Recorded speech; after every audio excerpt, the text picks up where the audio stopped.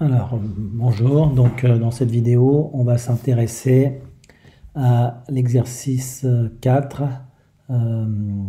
sur la convexité, hein, donc celui que vous voyez à l'écran du côté gauche. Donc, je le détaille rapidement.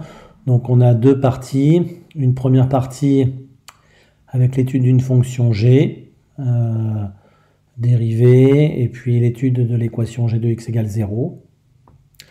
On en déduit à la fin le signe de g. Et ensuite une partie B où on a une fonction f avec son graphique et un certain nombre de questions sur la convexité, la tangente, un point d'inflexion, etc. Alors il est tout à fait possible, même c'est une certitude vu cette question-là, que cette fonction-là correspondra à la dérivée de cette fonction-là. Hein, c'est pour ça qu'on vous demande de l'étudier juste avant. Alors, allons-y pour la correction. Donc, la fonction g, c'est la suivante. Donc, partie A. On vous donne donc g de x qui est égal à 2 exponentielle de x moins 1 moins 2x moins 1.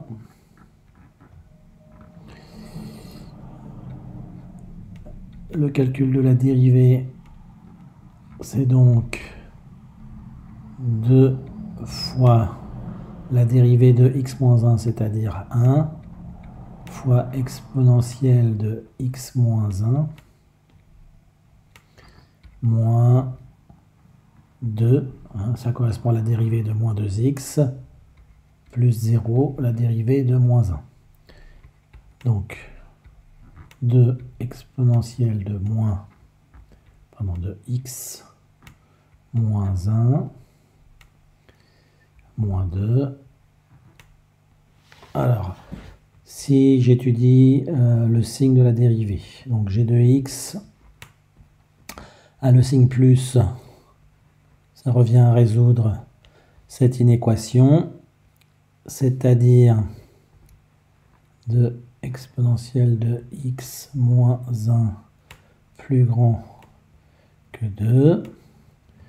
Je divise par 2, donc ça me fait exponentielle de x moins 1 plus grand que 1, que je remplace par exponentielle de 0, ce qui me donne x moins 1 plus grand que 0, c'est-à-dire x plus grand que 1. Donc, le tableau de variation pour la fonction g, ça va donner quelque chose comme ça.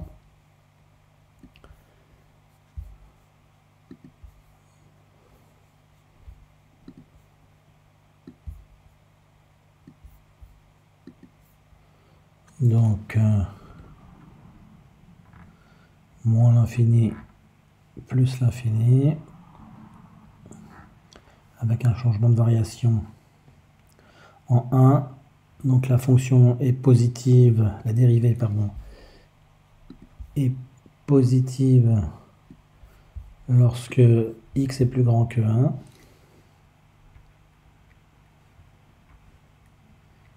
Elle est négative quand x est plus petit que 1, ce qui correspond à une fonction qui est décroissante.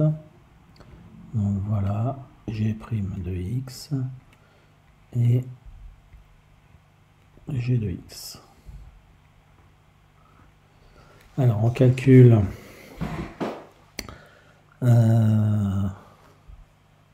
g de 1 qui correspondra au minimum. Donc g de 1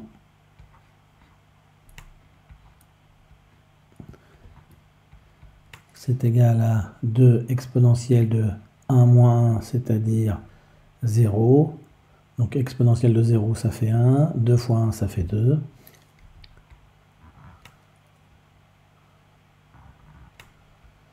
Moins 2 fois 1, c'est-à-dire moins 2, moins 1.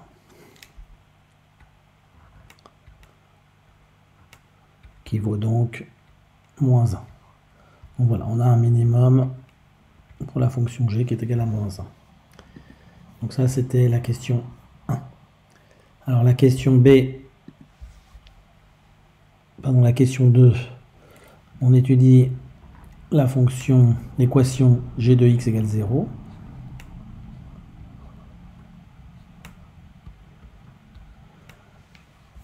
Et pour ce faire, on vous demande de calculer g de 1 qu'on a déjà calculé, donc je vais le rappeler, ça fait moins 1. G de moins 1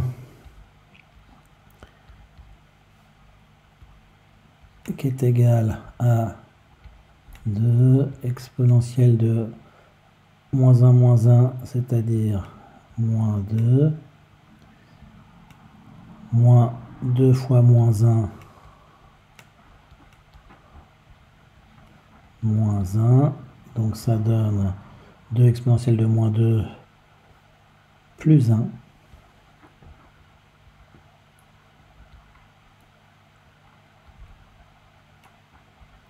Qui est un nombre strictement positif.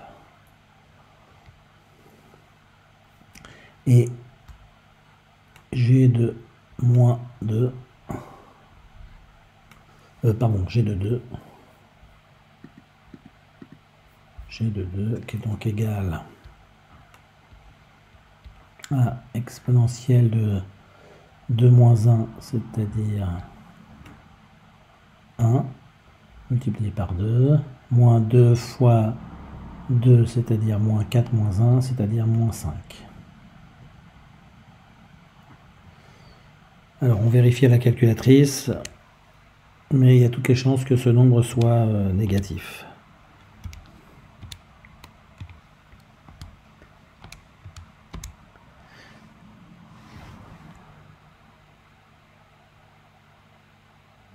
Non, positif, c'est bien ça. Donc on trouve environ 0,43, ce qui veut dire que c'est un nombre plus grand que 0. Hein, donc c'est normal, on a en moins 1 un nombre qui est positif, qui vaut ça, 2 fois exponentielle de moins 2 plus 1. Donc là aussi je vais calculer rapidement une approximation.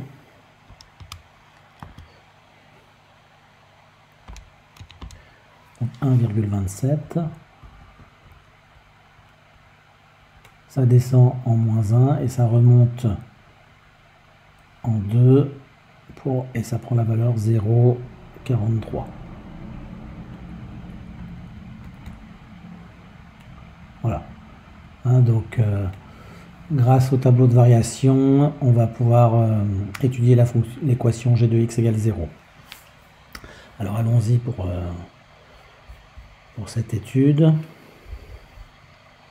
Donc, je vais me mettre ici.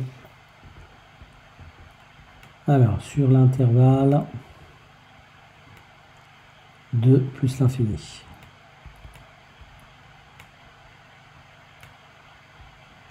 On a la fonction g qui est strictement croissante et qui vaut 0,43 en 2. Conclusion, g de x est strictement positif sur cet intervalle. De la même manière, sur moins l'infini, moins 1. On a une fonction g qui est décroissante et qui prend la valeur 1,27 en moins 1. Autrement dit, avant moins 1, elle est au-dessus de 1,27, donc strictement positive. Donc, sur cet intervalle, c'est strictement positif. Sur cet intervalle, c'est strictement positif. Autrement dit, l'équation g de x égale 0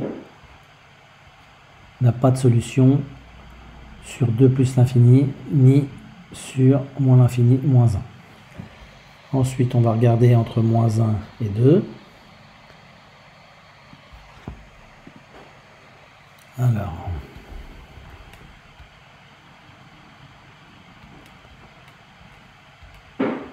sur l'intervalle moins 1, 2, donc vous voyez que la fonction part de 1,27, décroît jusqu'à moins 1.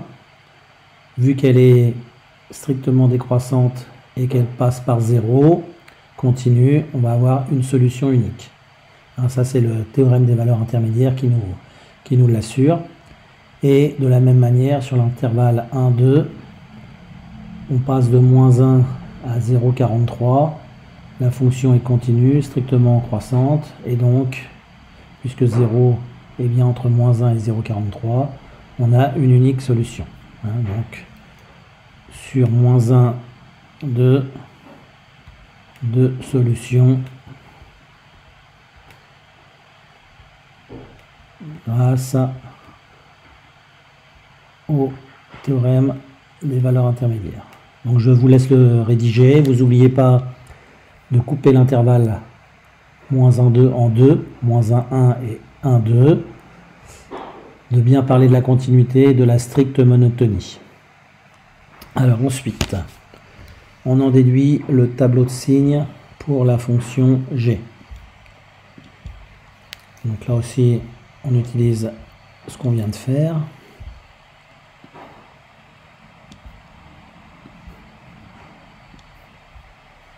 Donc on a deux solutions à notre équation g de x égale 0.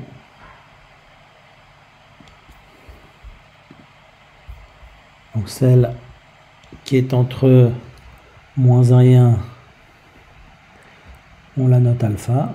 Et celle qui est entre 1 et 2, on la note bêta.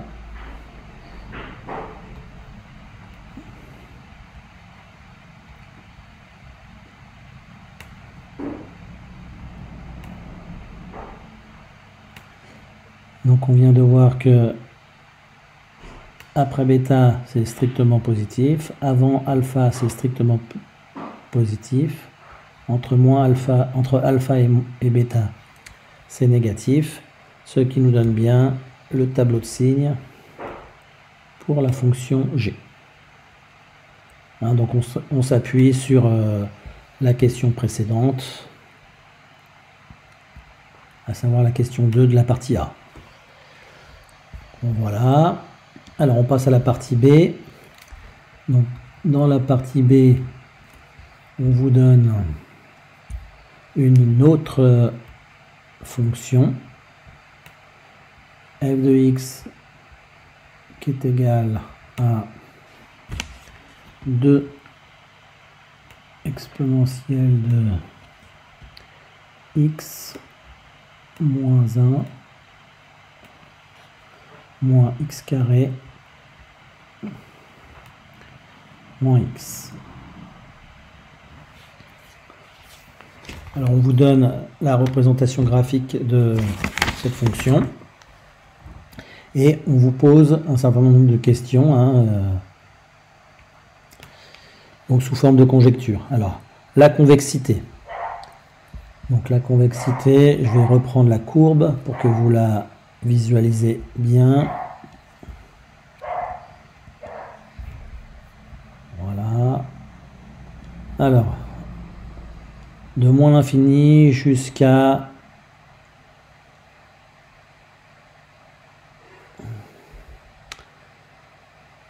donc là, de moins l'infini jusqu'à à peu près cette valeur-là. C'est-à-dire 0,5, la fonction est concave. Ensuite, on passe dans une phase convexe de environ 0,5 jusqu'à plus l'infini. Il y a juste un point d'inflexion, peut-être même en 1 le point d'inflexion. Donc je répète, concave de moins l'infini à 1. La tangente qui va traverser la courbe en 1 et la fonction qui devient convexe de 1 à plus infini. Donc voilà notre conjecture. Alors petit b, existe-t-il un point d'inflexion à la courbe CF? Ben oui, hein, puisqu'on passe de concave à convexe, donc il y en a un. Il est sans doute en x égale 1, ce point d'inflexion. Et donner une estimation de la pente de la tangente. Donc la tangente, on peut essayer de la tracer. Donc, alors je vais essayer de la récupérer, cette courbe. Pour pouvoir la tracer. Donc si on la trace, on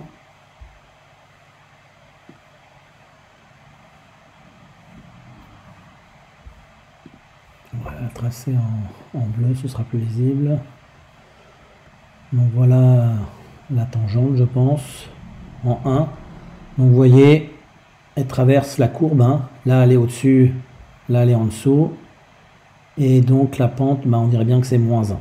Alors je réécris toutes les conjectures qu'on a faites. F est concave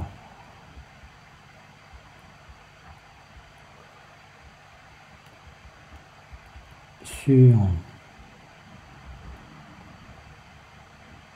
moins l'infini 1. F est convexe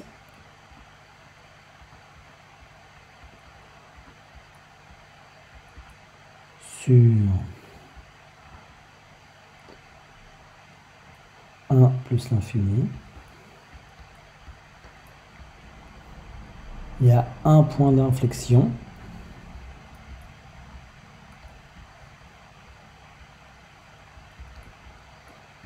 Qui apparemment est le point de coordonnées 1, 0. Et la tangente en 1 a pour pente moins 1. Donc voilà nos trois conjectures qui répondent aux questions 4A, 4B et 4C. Ensuite, la question 5. Alors, on vous demande de calculer f' et de vérifier que ça donne bien la fonction g. Donc le calcul de la dérivée de f n'est pas trop compliqué.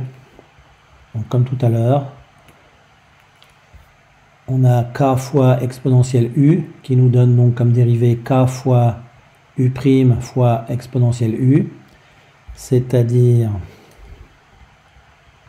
2 fois 1 fois exponentielle de x moins 1 moins 2x, la dérivée de x carré, moins 1. Et on tombe exactement sur la fonction g. Alors comme on connaît le signe de la fonction g, on a trouvé ça à la question 3, on va pouvoir donner les variations de f. Donc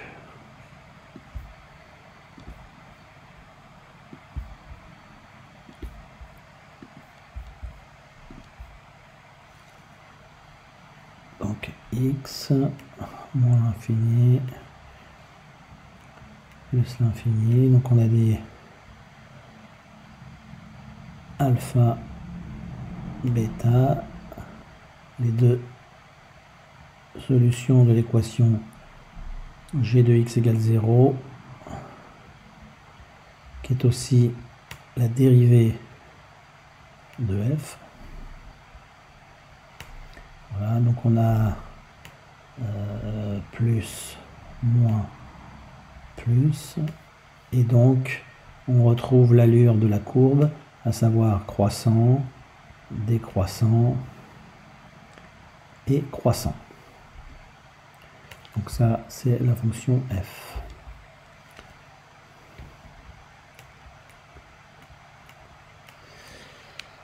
Alors, donc on nous précise bien que c'est pas la peine de calculer f de alpha et f de bêta dans la question 6. Alors, question 7. Déterminer la convexité de la fonction f sur R et préciser les coordonnées des éventuels points d'inflexion. Donc, pour pouvoir étudier la convexité, on a besoin de calculer la dérivée seconde de f. Donc, f seconde.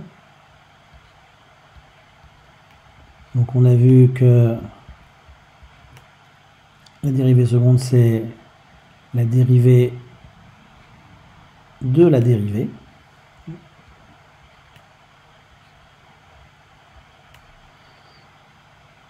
Et la dérivée de f, eh bien, on a vu que c'était g. Donc finalement, ça revient à calculer g' qu'on a déjà calculé et qui vaut 2 exponentielle de x moins 1 moins 2. 2 exponentielle de x moins 1 moins 2. Et là aussi, on a étudié le signe de cette fonction à la question 1a. Donc la convexité, ben, il n'y a plus qu'à l'écrire.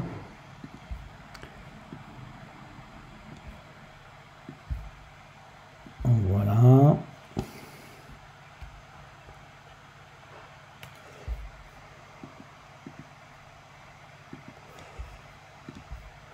Donc, moins l'infini plus l'infini, avec un changement du signe en 1. Donc ça c'est f seconde de x ou bien g' de x, c'est pareil. Donc on a vu que ça s'annulait en 1, que la dérivée seconde était négative avant 1 et positive après 1. Autrement dit, la fonction f, elle va être concave et convexe, comme on l'avait vu graphiquement juste avant. Donc on a dit concave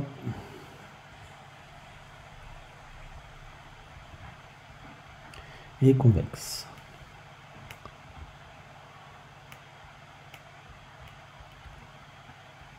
Donc le point d'inflexion, il est bien en x égale 1, puisqu'on passe de concave à convexe. Ça veut bien dire qu'on a un point d'inflexion ici, en 1. Et il ne reste plus qu'à calculer son image, mais là aussi on l'avait déjà fait, puisque f de 1, alors non, on ne l'avait pas déjà fait, donc je le fais maintenant. F de 1, ça nous donne 2 fois exponentielle de 1 moins, c'est-à-dire 0. Donc 2 fois exponentielle de 0, ça fait 2 fois 1, ça fait 2. Moins 1 au carré, ça fait 1. Moins 1, ça donne 0. Voilà ce qu'on avait vu graphiquement, le point d'inflexion. Alors, il nous reste à calculer l'équation de la tangente pour terminer cet exercice. Donc, question 8. Alors, la tangente à la courbe f en 1, elle a pour équation y égale f' de 1, x moins 1, plus f de 1. Alors, f' de 1, ben ça correspond à g de 1. Et g de 1, ça faisait moins 1. On l'avait calculé dans la partie A.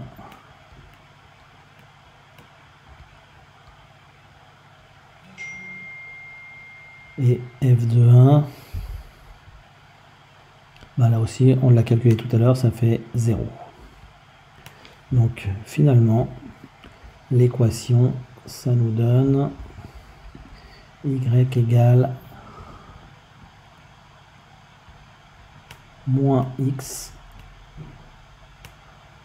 plus 1. Voilà, ça conclut cet exercice. Je vous remercie pour cette attention.